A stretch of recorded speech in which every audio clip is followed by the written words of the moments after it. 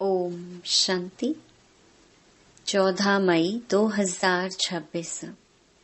बाबा के महावाक्य। मीठे बच्चे, जैसे बाबा प्यार का सागर है, उनके जैसा प्यार दुनिया में कोई कर नहीं सकता। ऐसे तुम बच्चे भी बाप समान बनो। किसी को रंज नाराज मत करो। प्रश्न: किस प्रकार के ख्यालात विचार चलते रहें तो खुशी का पारा चढ़ा रहेगा? उत्तर: अभी हम ज्ञान रत्नों से अपनी झोली भर रहे हैं, फिर यह खानियां आदि सब भरपूर हो जाएंगी। वहां सतयुग में हम सोने के महल बनाएंगे। दूसरा, हमारा यह ब्राह्मण कुल उत्तम कुल है।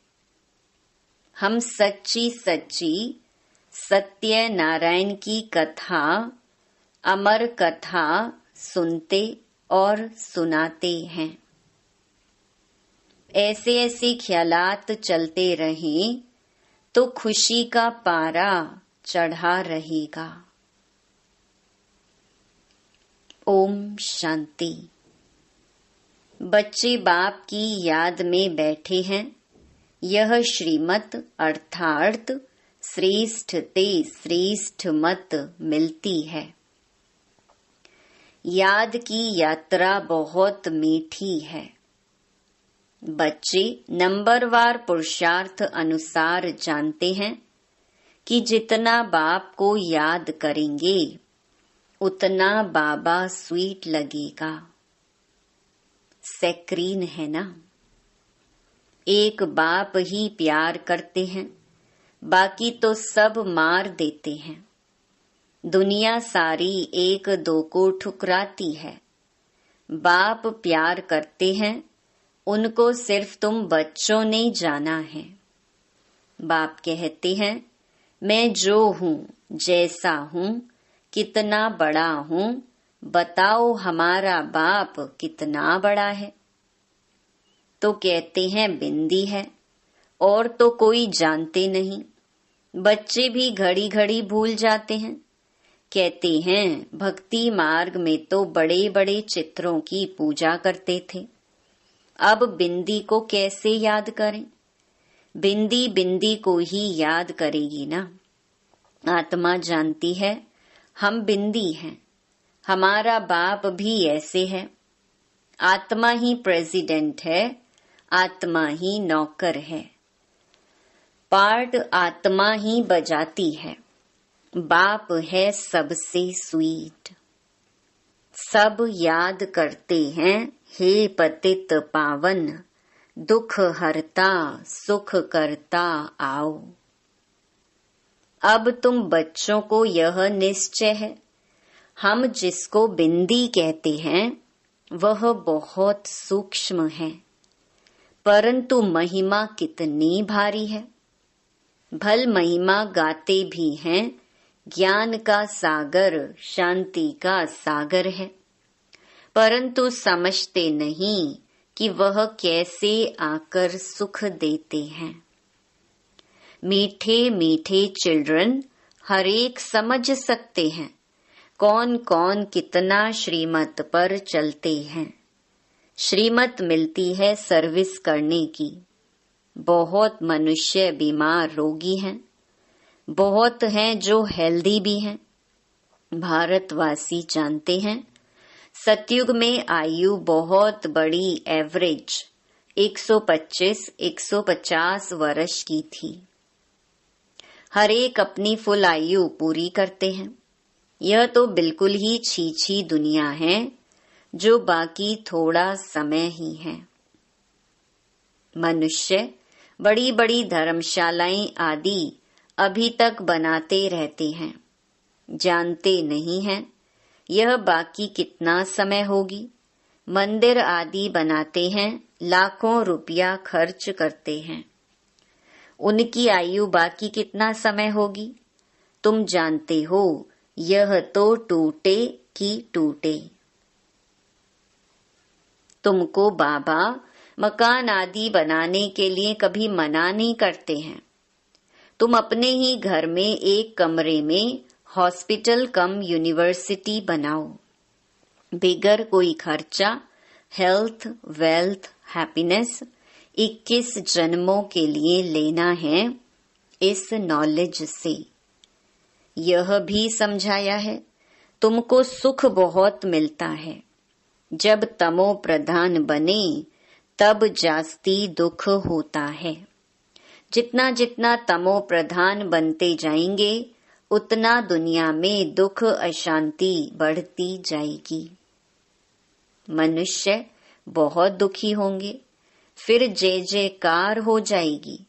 तुम बच्चों ने जो विनाश दिव्य दृष्टि से देखा है, सो फिर प्रैक्टिकल में देखना है। स्थापना का साक्षात्कार भी बहुतों ने किया है। छोटी बच्चियां बहुत साक्षात्कार करती थी, ज्ञान कुछ भी नहीं था। पुरानी दुनिया का विनाश भी जरूर होना है। तुम बच्चे जानते हो, बाप ही आकर स्वर्ग का वर्षा देते हैं, परंतु बच्चों को फिर पुरुषार्थ करना है ऊंच पद पाने का। तुम बच्चों को बाप बैठ ये सब बातें समझाते हैं, वह थोड़े ही जानते हैं कि बाकी थोड़ा समय है। बाप कहते हैं, मैं हूँ दाता, मैं तुमको देने आया हूँ। मनुष्य कहते हैं, पतित पावन आओ, आकर हमको पावन बनाओ। बाप कहते हैं, पहले तुम कितने समझदार थे, सतो प्रधान थे, अभी तो तमो प्रधान बन पड़े हो। तुम्हारी बुद्धि में भी अब आया है, आगे थोड़े ही समझते थे कि हम विश्व पर राज्य करते थे। तुम विश्व के मालिक थे, फिर जरूर बनेंगे। हिस्ट्री, ज्योग्राफी रिपीट होगी। बाप ने समझाया है, 5000 वर्ष पहले मैं आया था, तुमको स्वर्ग का मालिक बनाया था। फिर तुम 84 जन्मों की सीढ़ी उतरते हो। यह विस्तार कोई भी शास्त्र में नहीं है। शिव बाबा ने कोई शास्त्र आदि पढ़ा है क्या? उनको तो ज्ञान की अथॉरिटी कहा जाता है। वो लोग भी शास्त्र आदि पढ़कर शास्त्रों की अथॉरिटी बनते हैं। वह भी तो गाते हैं, पतित पावन आओ। गंगा स्नान करने जाते हैं, वास्तव में यह भक्ति है ही गृहस्थियों के लिए। बाप बैठ समझाते हैं, उनको भी पता नहीं कि सदगति दाता कौन है। बाप समझाते हैं, तुम मुझे बुलाते भी हो, हे पतित पावन आओ। मैं तुमको पावन बनाता हूँ, मैं तुमको पढ़ाने के लिए आता हूँ। ऐसे नहीं कि हम पर कृपा करो, मैं तो टीचर हूँ, तुम कृपा आदि क्यों मांगते हो? आशीर्वाद तो अनेक जन्म लेते आए हो। अब आकर माँ बाप की मिल्कियत का मालिक बनो और आशीर्वाद क्या करेंगे? बच्चा पैदा हुआ और बाप की मिल्कियत का मालिक बना। लौकिक बाप को कहते हैं कि कृपा करो। यहाँ तो कृपा की बात नहीं है, सिर्फ बाप को याद करना है। यह भी किसको पता नहीं है कि बाबा बिंदु है। अभी तुमको बाप ने बताया है, सभी कहते भी हैं परम पिता परमात्मा, गॉड फादर, सुप्रीम सोल। तो परम आत्मा ठहरे ना, वह है सुप्रीम। बाकी सब आत्माएं है ना, सुप्रीम बाप आकर आप समान बनाते हैं और कुछ नहीं है। कोई की बुद्धि में होगा क्या कि बेहद का बाप जो स्वर्ग का रचयिता है वह आकर स्वर्ग का मालिक बनाते हैं। तुम अभी जानते हो श्री कृष्ण के हाथ में स्वर्ग का गोला है। गर्भ से बच्चा बाहर निकलता है तब से आयु शुरू होती है। श्री कृष्ण तो पूरे 84 जन्म लेते हैं। गर्भ से बाहर आया उस दिन से 84 जन्म गिनेंगे।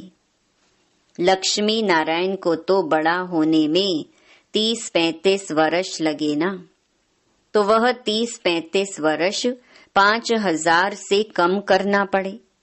शिव बाबा का तो गिनती नहीं कर सकते। शिव बाबा कब आए टाइम दे नहीं सकते। शुरू से साक्षात्कार होते थे। मुसलमान लोग भी बगीचा आदि देखते थे। यह नौदा भक्ति तो कोई ने नहीं की। घर बैठे आप ही ध्यान में जाते रहते थे। वह तो कितनी नौदा भक्ति करते हैं। अभी बाप बैठ सम्मुख समझाते हैं। बाबा दूर देश से आया है, यह बच्चे जानते हैं। इसमें प्रवेश कर हमको पढ़ाते हैं, लेकिन फिर बाहर जाने से नशा कम हो जाता है। याद रहे तो खुशी का पारा भी चढ़ा रहे और कर्मातीत अवस्था हो जाए, परंतु उसमें टाइम चाहिए। अब देखो श्री कृष्ण की आत्मा को अंतिम जन्म में फुल ज्ञान है, फिर गर्भ से बाहर निकलेंगे, पाई का भी ज्ञान नहीं होगा। बाप आकर समझाते हैं, श्री कृष्ण ने कोई मुरली बजाई नहीं, वह तो ज्ञान जानते ही नहीं। लक्ष्मी नारायण ही नहीं जानते तो फिर ऋषि मुनि सन्यासी आदि कैसे जानेंगे। विश्व के मालिक लक्ष्मी नारायण ने ही नहीं जाना तो फिर यह सन्यासी लोग कैसे जानेंगे। कहते हैं श्री कृष्ण सागर में पीपल के पत्ते पर आया, यह किया।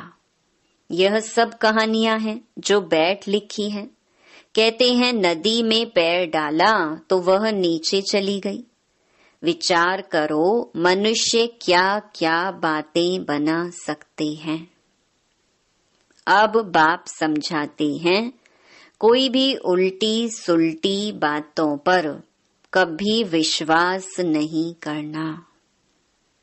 शास्त्र आदि कितने मनुष्य पढ़ते हैं। बाप कहते हैं पढ़ा हुआ सब भूल जाओ, इस देह को भी भूल जाओ। आत्मा ही एक शरीर छोड़ दूसरा लेकर पाठ बजाती है। भिन्न भिन्न नाम रूप देश चोला पहनकर। अब बाप कहते हैं यह छी वस्त्र हैं। आत्मा और शरीर दोनों पतित हैं। आत्मा को ही श्याम और सुंदर कहा जाता है। आत्मा पवित्र थी तो सुंदर थी, फिर काम चिता पर बैठने से काले बने हैं। अब फिर बाप ज्ञान चिता पर बिठाते हैं। पतित पावन बाप कहते हैं मुझे याद करो तो यह खाद ही निकल जाएगी। आत्मा में ही खाद पड़ती है। कलयुग अंत में तुम गरीब हो, वहां सतयुग में फिर तुम सोने के महल बनाएंगे। वंडर है। यहाँ हीरों का देखो कितना मान है, वहां तो पत्थरों मिसल होते हैं। अभी तुम बाप से ज्ञान रत्नों की झोली भर रहे हो। लिखा हुआ है सागर से रत्नों की थालियां भर ले आते हैं। सागर से जितना भी चाहिए उतना लो। खानियां ही भरतू हो जाती हैं। तुमने साक्षात्कार किया है। माया मच्छंदर का भी खेल दिखाते हैं। उसने देखा सोने की ईंटें पड़ी हैं, ले जाता हूँ। नीचे आया तो कुछ था नहीं, वहां तो सोने की ईंटों के महल बनाएंगे। ऐसे ऐसे ख्यालात आने चाहिए तो खुशी का पारा चढ़े। बाप का परिचय देना है। शिव बाबा 5000 वर्ष पहले भी आया था, यह किसको पता नहीं है। तुम जानते हो 5000 वर्ष पहले आकर तुमको राजयोग सिखाया था। कल्प कल्प तुमको ही सिखाएंगे। जो जो आकर ब्राह्मण बनेंगे वह फिर देवता बनेंगे। विराट रूप भी बनाते हैं, उसमें ब्राह्मणों की चोटी गुम कर दी है। ब्राह्मणों का कुल बहुत उत्तम गाया जाता है। वह है जिस्मानी, तुम हो रूहानी। तुम सच्ची सच्ची कथा सुनाते हो, यही सत्य नारायण की कथा अमर कथा है। तुमको अमर कथा सुनाए अमर बना रहे हैं। यह मृत्यु लोक खत्म होना है। शिव बाबा कहते हैं, मैं तुमको लेने आया हूँ। कितनी ढेर आत्माएं होंगी। आत्मा वापस घर में जाती है तो कोई आवाज थोड़ी होता है। मधुमक्खियों का झुंड जाता है तो आवाज कितना होता है। रानी के पिछाड़ी मधुमक्खियां सब भागती हैं। उनकी आपस में कितनी एकता है। भ्रमरी का भी मिसाल यहाँ का है। तुम मनुष्य से देवता बना देते हो। पतितों को तुम ज्ञान की भूं भूं करते हो तो पावन विश्व का मालिक बन जाते हैं। तुम्हारा है प्रवृत्ति मार्ग, उसमें भी मेजॉरिटी माताओं की है, इसीलिए वंदे मातरम कहा जाता है। ब्रह्मा कुमारी वह जो बाप द्वारा 21 जन्म का वर्षा दिलाती है। बाप सदा सुख का वर्षा देते हैं। जो सर्विस करेंगे, लिखेंगे, पढ़ेंगे, होंगे नवाब। राजा बनना अच्छा व नौकर बनना अच्छा। पिछाड़ी के समय तुमको सब मालूम पड़ जाएगा हम क्या बनेंगे। फिर पछताएंगे हम श्रीमत पर क्यों नहीं चले। बाप कहते हैं फॉलो करो। ऐसे भी नहीं कोई एक कमरा दे देते हैं सेंटर के लिए, खुद मीट आदि खाते रहते हैं। वह पुण्य आत्मा वह पाप आत्मा फिर आश्रम नहीं रहेगा। घर में स्वर्ग बनाते हैं तो खुद भी स्वर्ग में होने चाहिए ना। सिर्फ आशीर्वाद पर नहीं ठहरना है, बाप को याद करना है। पवित्र बनाकर ही साथ ले जाएंगे। तुमको तो बहुत खुशी होनी चाहिए। कितनी भारी लॉटरी मिलती है। बाप को जितना याद करेंगे उतना विकर्म विनाश होंगे। बाप जितना प्यार दुनिया में कोई कर नहीं सकता। उनको कहा ही जाता है प्यार का सागर। तुम भी ऐसे बनो। अगर किसको दुख दिया, रंज, नाराज किया तो रंज होकर मरेंगे। यह कोई बाबा श्राप नहीं देते हैं, समझाते हैं। सुख दो तो सुखी होंगे। सबको प्यार करो। बाबा भी प्यार का सागर है। अच्छा, मीठे मीठे सिकी लधे बच्चों प्रति माता पिता बाप दादा का याद प्यार और गुड मॉर्निंग। रूहानी बाप की रूहानी बच्चों को नमस्ते। धारणा के लिए मुख्य सार।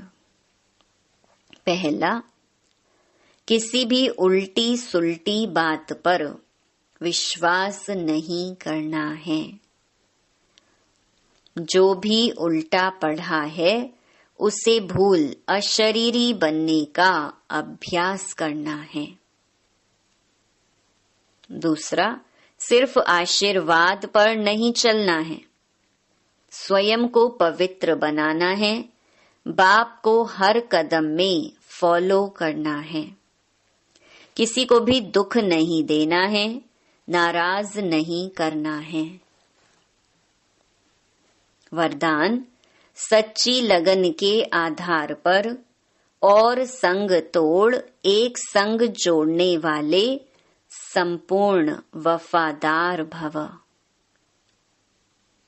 संपूर्ण वफादार उन्हें कहा जाता है जिनके संकल्प व स्वप्न में भी सिवाय बाप के और बाप के कर्तव्य व बाप की महिमा के, बाप के ज्ञान के और कुछ भी दिखाई ना दे। एक बाप दूसरा ना कोई। बुद्धि की लगन सदा एक संग रहे तो अनेक संग का रंग लग नहीं सकता। इसीलिए पहला वायदा है और संग तोड़ एक संग जोड़, इस वायदे को निभाना अर्थात संपूर्ण वफादार बनना। स्लोगन, सत्यता की स्वस्थिति परिस्थितियों में भी संपूर्ण बना देगी। ये अव्यक्त इशारे। सदा अचल अडोल एकरस स्थिति का अनुभव करो। हम ऊंचते ऊंच बाप के बच्चे हैं, यह याद रहने से एकरस अवस्था रहेगी। जब एक से संबंध रहता है तब अवस्था भी एकरस रहती है। अगर और कहाँ संबंध की रग जाती है तो एकरस अवस्था नहीं रहेगी। तो एकरस अवस्था बनाने के लिए सिवाय एक के और कुछ भी देखते हुए ना देखो। ओम शांति।